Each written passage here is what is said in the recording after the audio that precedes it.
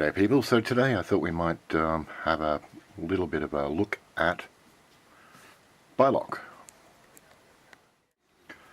Okay, so some basics. It is a 12-pin lock, and as you can see here there are 2 rows of pins with each row consisting of 6 pins. Each of these pins, the non-mastered ones that is, has a true gate and a false gate.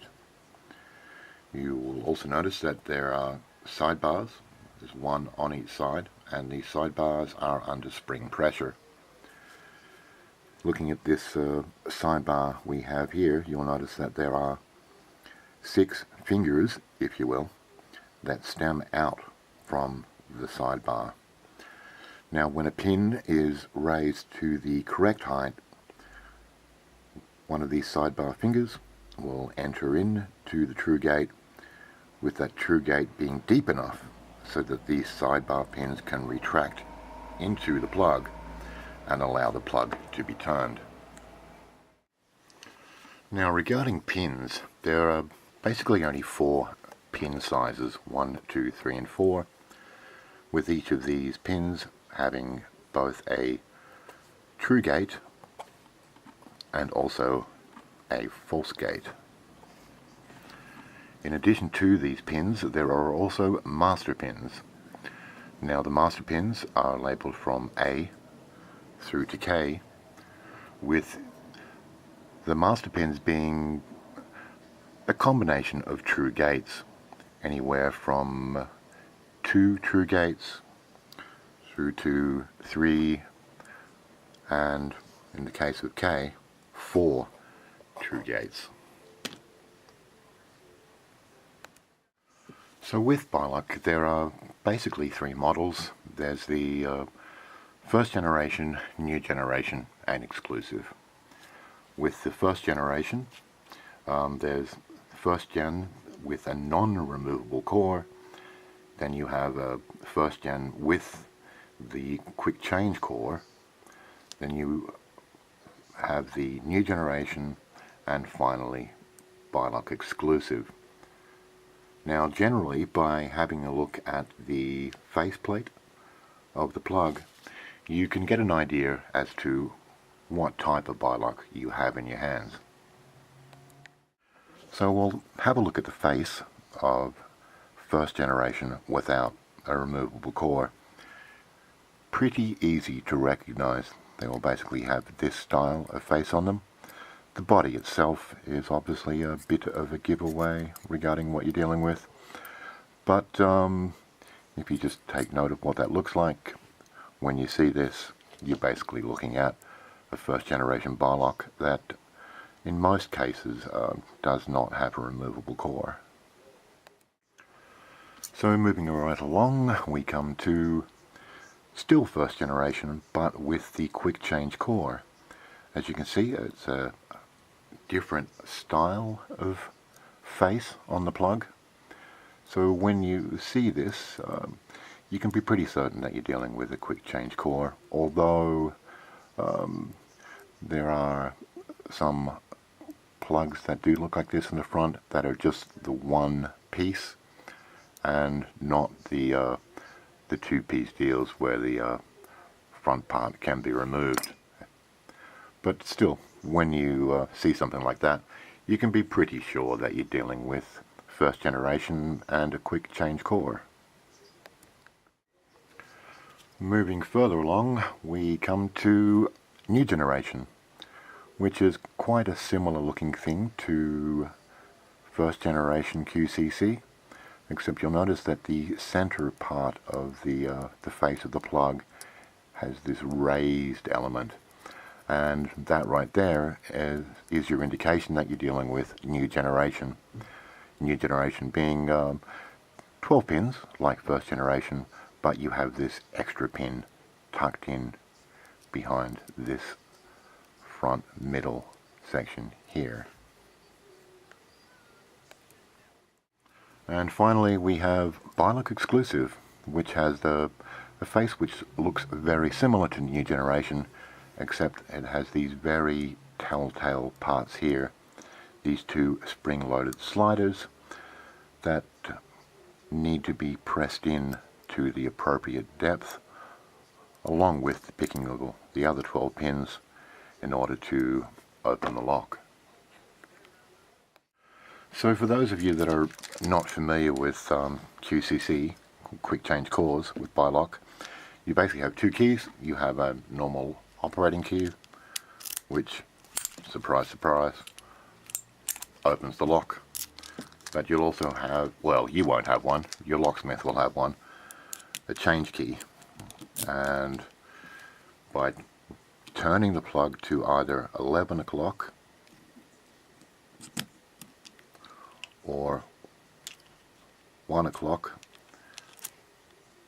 the plug can be completely removed. Obviously it also can operate the lock. Now with the quick change core system, your plug is basically in two parts. You have the front part, which can be removed from the lock, and you have this rear element that remains within the shell. This section back here, there's a spring in this hole here, and a retainer here, a bit of metal that, pushed up by the pressure of the spring, locks into the inside of the shell, keeping this section inside. And on the back of it, as you would expect, there is a cam which interacts with the actuator to open the lock. This particular one is from a parasol, but depending on the lock in question, a different tailpiece, I'll call it that, will be used. Okay, so while we have the plug sitting here, take note that on either side at the top there is a ball bearing, and also underneath. With this, with the change key, there is a little kind of depression or dimple on either side of the key blade, and this little depression allows these ball bearings to drop in and allows the plug to be removed. However, on top there are also ball bearings, and these ones do not retract into the plug. They sit proud always within inside the shell here. Hopefully you can see this route here, and it's that route that these ball bearings can travel around when the plug is rotated. Also around the inside of the shell there are routes leading towards the front, so that when the plug is rotated correctly, these channels are basically the exit path for the plug. One final thing I guess to mention while I've got this out is, I mentioned before, there is a retainer clip back here, or retainer under spring pressure.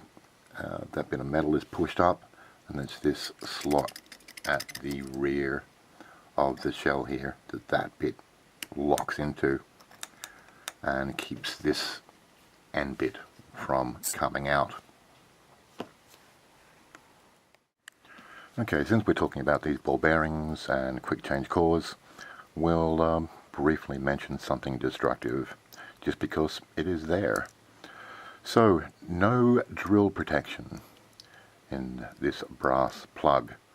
So, you might know where we're going here. Drilling in from the front on either side, you just drill back to where these two top ball bearings are and create a channel within inside the lock for these two ball bearings to drop into and no longer retain the plug. As you might be able to see here, once you've drilled in, those two ball bearings can just drop into the lock and no longer hold the plug inside the shell. And since we're talking about destructive entry, we'll just briefly discuss the sidebars.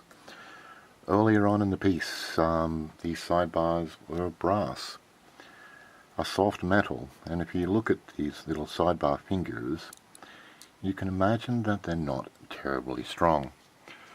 So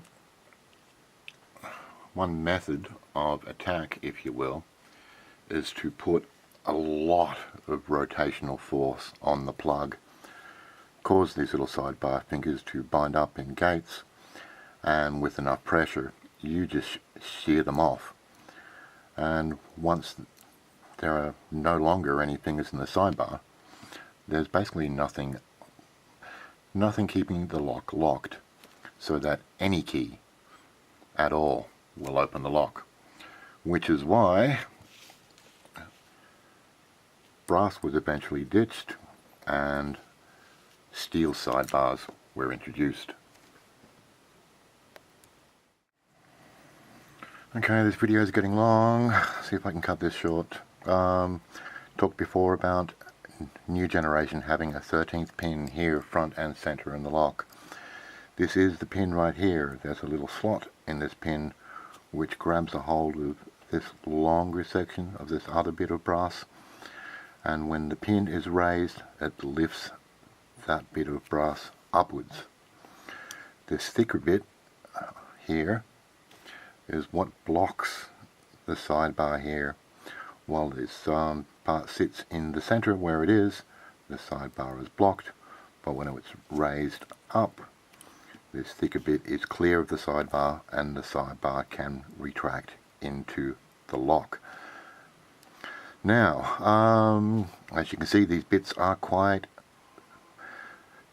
flimsy, I guess, for lack of a better word. Soft metal, and over time and frequent use they are not going to fare well. This is quite thin and quite easily abused. One particular problem is this bit here, as it's going backwards and forwards across this, in this case, metal steel sidebar. The steel against the brass. Guess which one's not going to fare well? If you guess brass, you would be right. So this bit here starts to get battered about a bit, and it starts getting kind of sharp cuts into it, and eventually at some point they will start catching to the point where this section is no longer going to move up. You'll try to manipulate this section and it's just not going to move, and from that point on your lock is seized. So that is a problem with new generation, and I think it's something you need to be aware of, especially if you are relying on new generation.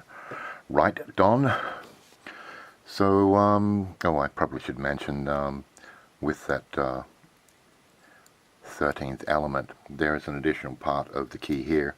As this key slides into the lock, this bit is pushed up, and there is a part on the inside of the key you can't really see, and it's that part that, once this raises up, pushes on this 13th element, raising it up, which lifts that bar, which clears it of the sidebar. Okay, so as I said, this video is getting probably too long, so I think I'll end it here. We didn't get to really talk much about exclusives, so maybe we'll get to look at some of that another day. So in any case, I hope some of that was useful, or at least partly interesting to some of you.